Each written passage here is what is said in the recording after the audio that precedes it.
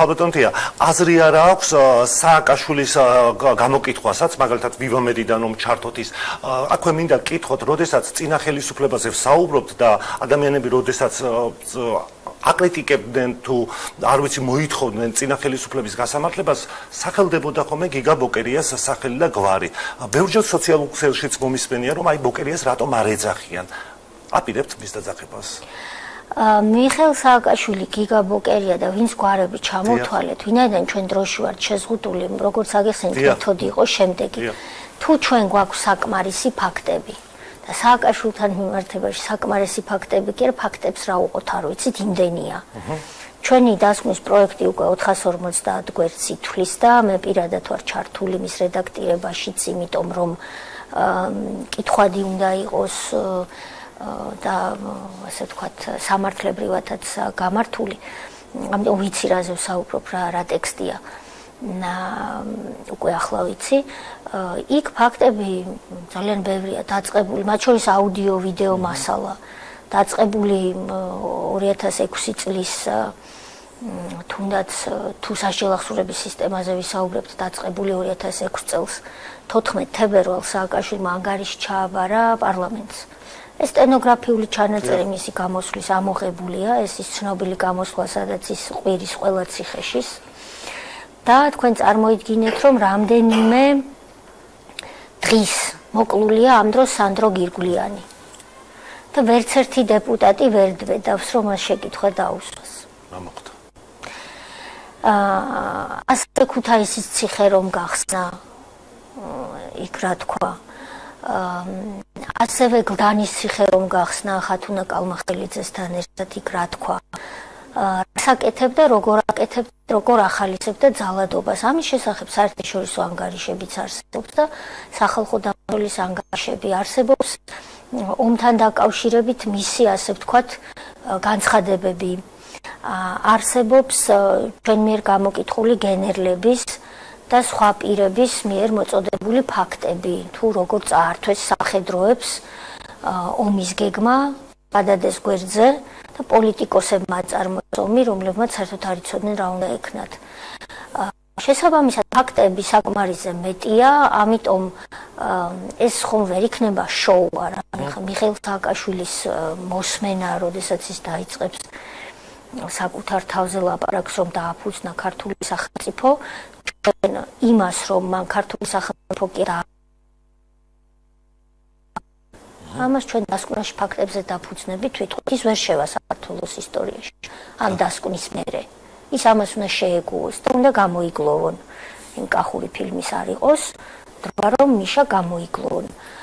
მაგრამ მათ პრობლემა კი ის არის, თუ ხა უკვე პოლიტიკურად შევხედავთ, რომ ამ ნაცრისფერ აბსოლუტ უსახურ მასაში, რასაც დესტრუქციული ოპოზიცია ჰქვია,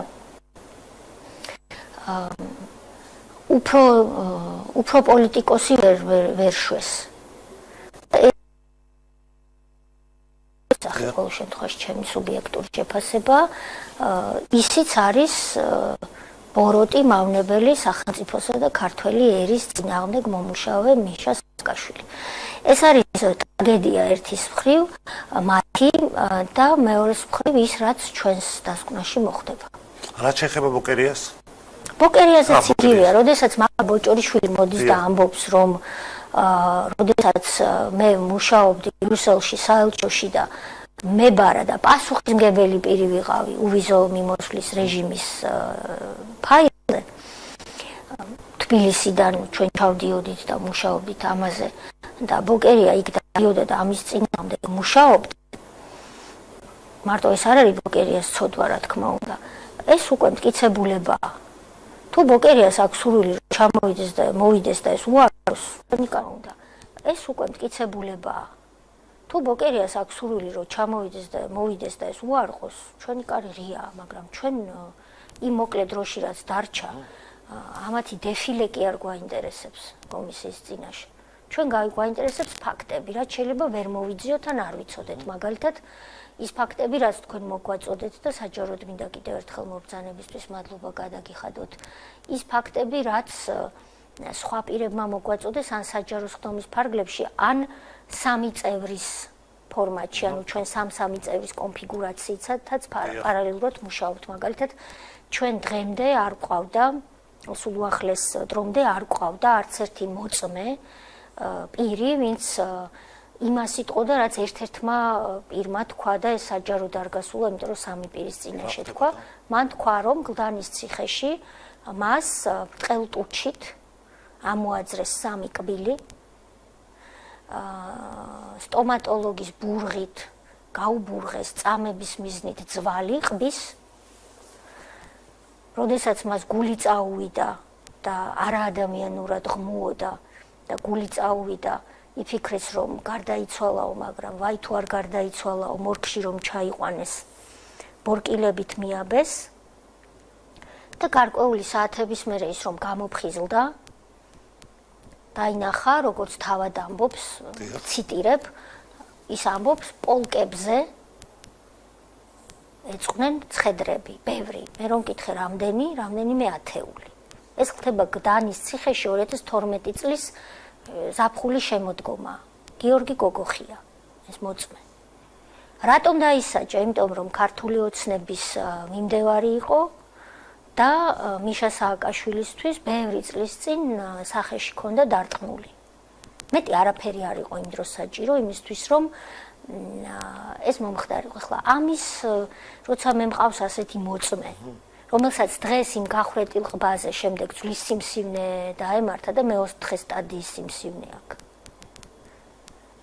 ცამდე მართალი ადამიანი, რომელიც ამბობს, რომ აფხაზეთში ვიომე, ცისპერყანწელების შთამომავალი ვარ, ინტელექტუალური ოჯახიდან ვარ და იყო ის თაობა გაუბედურდა მომების გამო და 90-იან წლებში ვიხმარდი ნარკოტიკს, ის ღიად ამბობს, მაგრამ შემდეგ უკვე ვცდილობდი გამოსწორებას, რაღაცნაირად დავადექი გზას, ოჯახი შევქმენი, შვილი გამიჩნდა, მიმიყვანეს და მითხრეს, რომ შენი შვილი ახლა გამოდის კომაროვიდან და ჩვენ მას ვკლავთ. და ჩაუდე ვიქტორ დოლიძეს ნარკოტიკი ჩუღურეთში ჩვენს კანდიდატს. და მან რომ უარი თქვა, ამის გამო დამართეს ის, რაც დამართეს. ახლა როცა ასეთი მოწმე მყავს, ვის მორჩენია სააკაშვილი? მე არ მჭირდება მეტი მოწმე. ამიტომ ჩვენ უმძიმესი დასკვნა გვექნება, ვფიქრობ. და ძალიან მძიმე დასკვნების შეფასებების შედეგად ვფიქრობ, რომ იმ სარჩელს, რომელიც საკონსტიტუციო სასამართლოში უნდა წარიმართოს, იმ სარჩელის საფუძვლიანად შედგენაში ეს დასკვნა რაღაც თავის პატარა, მაგრამ ღირსეულ წვლილს შეიტანს.